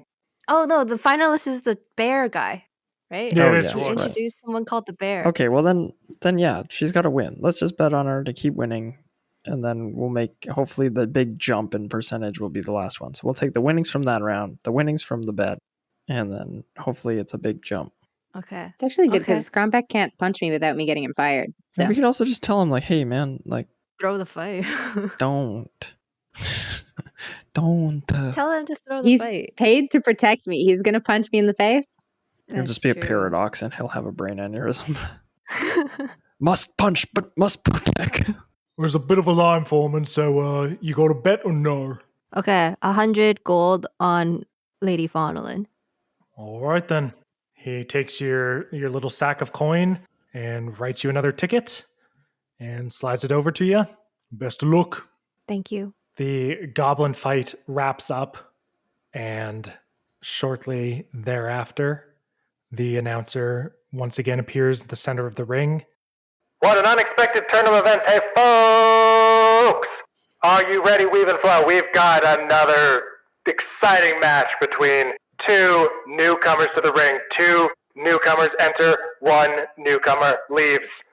They both can leave. These aren't really fights to the death necessarily. Sometimes people die, but it's not like a mandated thing. Anyway, in the mold corner, weighing in at don't know, didn't ask, and coming in at not very tall inches, Cromback, the Lung Crusher. And Cromback starts to work his way through the crowd. He's still shirtless, just super hairy chest. You see a few signs, like "We Heart Cromback," and then someone's got an accordion that looks like lungs, and he keeps squeezing it. And you're like, when did that get made? And in the other corner, she looks at Glimki for a long time. Oh, now I'm allowed to do it. Okay, sure. Crowd starts to boo. You know her already. The flower of the forest, the noble Vaydark. That's good. That's decent. I think I did a better job. Yeah, you did a way better job. No contest. I saunter out and I say, Cromback, it's such a shame about today's fight. Because if you win, you'll lose your job. Anyway, Give me an intimidation roll. do I get advantage because he was talking earlier about how he didn't want me in a fighting ring and didn't No. want me to get hurt? Because if I get hurt, he gets in trouble? No, Oh my goodness. Okay. you've already been stabbed. I think that ship has sailed. That's a natural 20 plus a 5. You know how at UFC fights, and I know Prima, big UFC head, you know how at UFC fights they do like the weigh-ins, and they do the press thing, and the two fighters always like stand really close to each other and they mean mug, and then everyone's like, oh, they hate each other so much. They're really going to fight and they're really going to try and kill each other. Maybe someone like tries to throw a punch there and everyone's like pulling them apart. Love the hype machine. You two start doing that. You know, you like lean down, get in his face. He's looking up at you. He's just like odor is wafting off of him. He reeks. Ooh, stinky. And he leans in close to you and says, give me 20%. I'll throw the fight. No, we can't afford to lose money on this fight. Anything, any coin I make over 1,000 gold pieces is yours. 20% if you make under. Anything you make over 1,000 if you make more than 1,000. Damn. Okay, deal. All right. Make an attack roll. And thus begins an attack roll? We can't just theatrics this one out. I want to pile drive him. The wizard takes the microphone and just hurls it across the wizard. The announcer, they've got magic. They clearly have some magic. The announcer throws their The microphone. ring wizard. And it hits the bell and it goes ding, ding, ding. And it explodes into a shower of flowers. And the fight begins. You want to pile drive Crombeck Lung Crusher. Yeah. Okay. Give me a performance roll. That's a 10. Describe your pile driver. I do some crowd work. I amp up the crowd, and then I slowly climb up the ropes, and I shake my little tushy in Crombeck's face, and then I bounce twice on the rope, and while I'm up there, I cross myself, which Catholicism, I think, canonically exists here. It does. I think we established in, like, session 2 that it does. I don't think and so. I bounce. I'm pretty sure we did. I cross myself. I bounce twice, looking like the Christ the Redemptor, and then I Mario jump into the air and bring my elbow down onto Crombeck's trapezius, collapsing him to the ground. Well, Crombeck gets a natural 19 on his performance roll. And goes, oh no! I've been bested! And flops over. The crowd is stunned silent. You feel a sudden fleck of blood on your face as a single goblin with a missing finger begins to slow clap, just spraying you with each round of applause. And then the crowd gets in and they go, yeah, yeah, yeah, wahoo, woo, they say. We like woo now. We've come around to woo. Yeah, woo is good. Woo is good. Woo is Woo is good. underrated, yeah. Oh, it's so silly. The announcer says, That's good. I don't know why he didn't just shove her when she was on the rope shaking her butt in his face, but your winner by, I guess, a real knockout, the lady Faunalyn Vaydark. and Crombeck stands up and brushes himself off and slips out of the ring, and everyone's like, wait, what? And the fight ends. Wait, what? Cool. Nice. Okay, next Hell fight. yeah. I feel amazing. Clay, you go collect your earnings. You get your 150. So it's 150 plus she gets 25 for the second fight, right? Yeah. So 175 total. Nice. Okay, so the odds for this last fight have to be like 10 against you, I think. Should I fake an injury and be like, oh no, I've lost an arm, I can't fight well, but I still will? Well, we'll see how big this bear guy is. Okay. See, okay. I asked the bookie, what are the odds for Faunalyn's next fight against the champion? Well, the Bears won the last 5 tournaments. Well, 5 tournaments, 5-1. So 5 times 175. Still not enough. It'd be 875. 875 plus she gets 150 for winning. 50 Oh, for no. 50 for participating, 100 for winning. Not additive. So it's just plus 50. Oh. So if you win, you'll be at 975. okay, that's not But bad. we have to give Crownback 20%. Yeah, Mm, 975. Because we're 25 gold pieces short.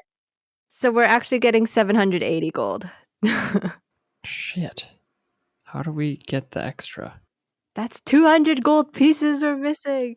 There's got to be a way to get extra. How do we get extra out of this? We just need 26 additional gold pieces on our winnings. Can you? Oh, sweet. Make the bet more complicated. Be like, if the bear. You want Be to put like, a parlay be like. on it? Oh This my is god, how betting works. parlaying. Yeah. Be like, if the bear at some point wears a silly hat, then we get an extra 50. Okay. You know, I think she's gonna take him down in 3 slashes. You know, that kind of thing. I see. Oh my god, she's winning by knockout. Yeah, what are the odds of Faunalyn winning by knockout? Fucking A. Oh, am I gonna knock someone out? Someone that's won 5 tournaments so far. Why are you doing Oh, this? we just have to bet on you winning. No, we need to sweeten the deal. Any obscure little thing, I can make it work. If it's by knockout, then by God, I'll knock him out. I'll shove drugs up his nose, but I'll knock him out. Zach, I think you should edit that out because I am going to shove drugs up this guy's nose, and I think we should leave it a surprise for the audience. Sorry, my brain kind of froze trying to do parlay odds. Yeah, we can edit that out, but maybe we won't. Who can say? What was the last question or actionable piece of dialogue presented to me? What are the odds of like doing a parlay to get her by knockout? All right. What can get us 8-1 odds? That should be enough, right? 8-1. You tell me, what do you got in mind? Knockout win. She's winning by Faunalyn. knockout. I don't think that's enough for 8-1. That seems like a pretty sharp increase for something she just did in the previous round. Yeah, but not against a 5-time champion. Yeah, she's a newcomer. She fought a nobody just now. Yeah, 2 nobodies. Knockout, and And she hits the first strike. oh my goodness. Easy. Okay, first strike and knockout is 8-1. What's just knockout? 6.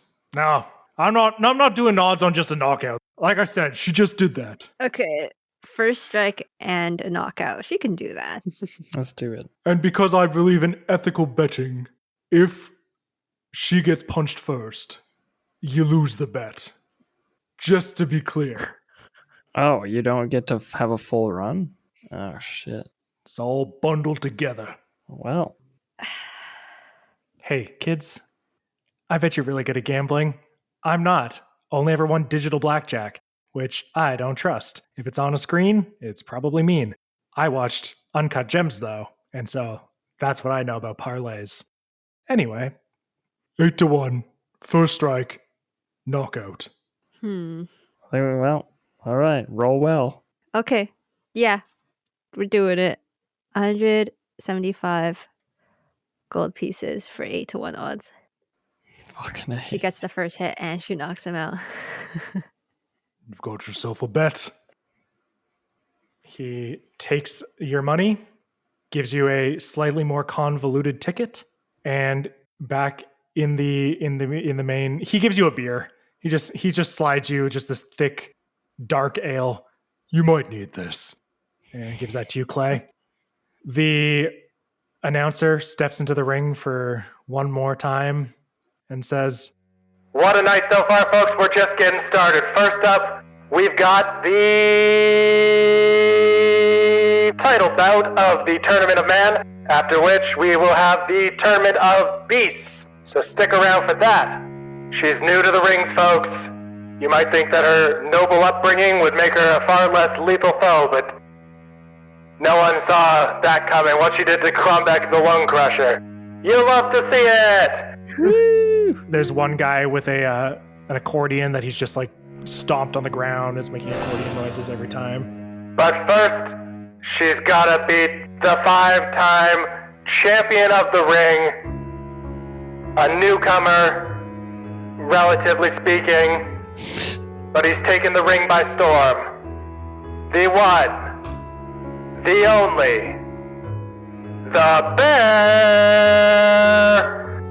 And the crowd parts, and this individual steps forward. He's big, he is bulky, he's wearing a cloak and a bear mask over his face. And he steps through the crowd and just with a single jump, jumps over the ropes, lands in the middle of the ring, and just pounds his chest a couple times. And then he cocks his head and looks down at you, Faunalyn. And you hear the voice of Ulrun Rothbard say, Lady Vaydark? Fuck. And that's where we'll stop tonight's episode of Bard Soap. Should have saw that coming. Woo! Yeah. Ba, ba, ba, ba. Damn it, we should have That's saved the wrestling one for this fun. week.